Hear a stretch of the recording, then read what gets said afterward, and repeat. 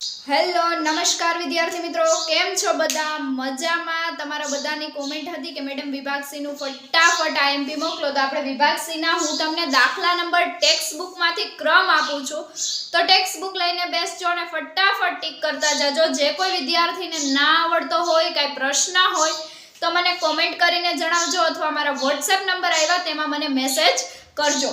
તો હવે આપણે પહેલેથી લેતા જાય તો ચેપ્ટર 2 માં સ્વાધ્યાય 2.2 નો દાખલા નંબર 1 છે. એવા તમને બધા દાખલા પૂછાઈ શકે છે, રકમ ફરી શકે છે પણ રીત ફરશે નહીં. એમાંથી આઈએમપી આ એક જ છે. પછી ચેપ્ટર નંબર 3 છે, એમાંથી સ્વાધ્યાય 3.2 નો દાખલા નંબર 1 છે, આઈએમપી છે. સ્વાધ્યાય 3.2 નો દાખલા નંબર 3 નો બીજો આઈએમપી દાખલો છે અને સ્વાધ્યાય 3.3 માં દાખલા નંબર 2 નો ત્રીજો દાખલો છે, એ આઈએમપી છે. પછી આપણે ચેપ્ટર નંબર 4 માં જોઈએ તો એમાં છે કે સ્વાધ્યાય 4.2 છે, એમાં દાખલા નંબર 1 છે, એમાં ત્રીજો દાખલો છે, આઈએમપી છે. પછી સ્વાધ્યાય 4.2 છે, એમાં દાખલા નંબર 5 છે, આઈએમપી છે. પછી સ્વાધ્યાય 4.3 માં દાખલા નંબર 1 નો બીજો દાખલો છે, આઈએમપી છે. પછી આ રીતે નોખા તમને આઈએમપી છે એ હશે. પછી ચેપ્ટર નંબર 7 માં આપણે જોઈએ તો ચેપ્ટર નંબર 7 માં તમને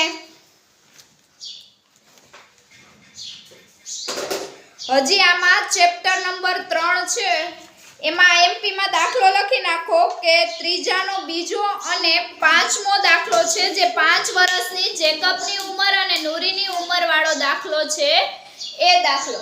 હવે ચેપ્ટર નંબર 7 માં જોઈએ આપણે તો ચેપ્ટર નંબર 7 માં ઉદાહરણ 6 અને 10મું છે, ધ મોસ્ટ આઈએમપી છે વિદ્યાર્થી મિત્રો, સ્કીપ કરશો નહીં. પછીનું સ્વાધ્યાય 7.2 માં દાખલા નંબર 2 અને દાખલા નંબર 8 અને 9, બીજો 8મો અને 9મો, આ 3 દાખલા સ્કીપ કરશો નહીં. હવે આપણે ચેપ્ટર નંબર 5 નું જોઈએ આઈએમપી, તો એમાં સ્વાધ્યાય 5.1 છે, એનો ચોથાનો VXI અને XII આ છે ધ મોસ્ટ આઈએમપી દાખલા છે. પછી સ્વાધ્યાય 5.2 નો 11મો 12મો 13મો અને 17મો દાખલો છે, આઈએમપી છે. ટીક કરતા જજો આઈએમપી સાથે સાથે, અને કાંઈ પણ વિદ્યાર્થી મિત્રો સ્કીપ કરશો નહીં, કારણ કે પેપર તમારું આઈએમપી માંથી જ નીકળવાનું છે.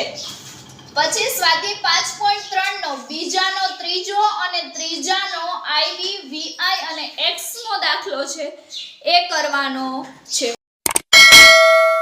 ચેપ્ટર નંબર 10 છે, એમાં પ્રમેય 10.1, પ્રમેય 10.2 અને સ્વાધ્યાય 10.1 નો ચોથો, પાંચમો અને 8મો, એટલે કે તમારે 10મા ચેપ્ટરમાંથી માત્ર સાબિતીના દાખલા છે તે કરવાના છે, સાબિતીના જ દાખલા પૂછાશે. હવે આપણે ચેપ્ટર નંબર 12 માં આઈએમપી જોઈ લઈએ ફટાફટ. તો ચેપ્ટર નંબર 12 છે, એમાંથી ઉદાહરણ બીજું અને છઠ્ઠું છે, આઈએમપી છે, અને સ્વાધ્યાય 12.1 નો ત્રીજો અને 9મો દાખલો છે, આઈએમપી છે. એટલે 12મા ચેપ્ટરમાંથી માત્ર તમે 4 દાખલા કરશો એટલે સેક્શન સી માં તમને માર્ક પૂરા મળી જશે.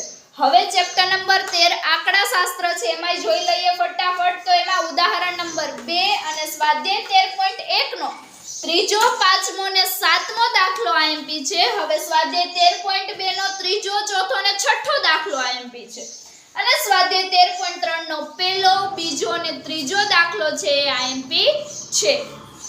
હવે આપણે ચેપ્ટર નંબર 14 સંભાવના, એમાં તમને દાખલા નંબર 9મો 10મો 14મો અને 15મો દાખલો છે, ધ મોસ્ટ આઈએમપી છે સેક્શન સી માટે. તો વિદ્યાર્થી મિત્રો આટલા દાખલા કરી લેશો એટલે સેક્શન સી માં તમને 18 માર્ક રોકડા મળી જવાના છે. આની બહાર તમને એક પણ દાખલો પૂછાવાનો છે નહીં. તો ફટાફટ આ ટીક કરી લો, સોલ્વ કરી લો અને એની રીત છે તે તમારા મગજમાં બેસાડી લો. અહીંયા તમારા ગણિતનું મોસ્ટ ઓફ બધું આઈએમપી પૂરું થઈ જાય છે. જો કાંઈ ક્વેરી હોય તો મારા વોટ્સએપ નંબરમાં મને મેસેજ કરજો અથવા કોમેન્ટ કરીને જણાવજો. પણ હા, આપણો ટાસ્ક 500 સબસ્ક્રાઇબનો છે, ભૂલાય નહીં. તો ચાલો ફટાફટ ટાસ્ક પૂરો કરો અને ફટાફટ ગણિતનું સોલ્યુશન કરી નાખો. Best of luck.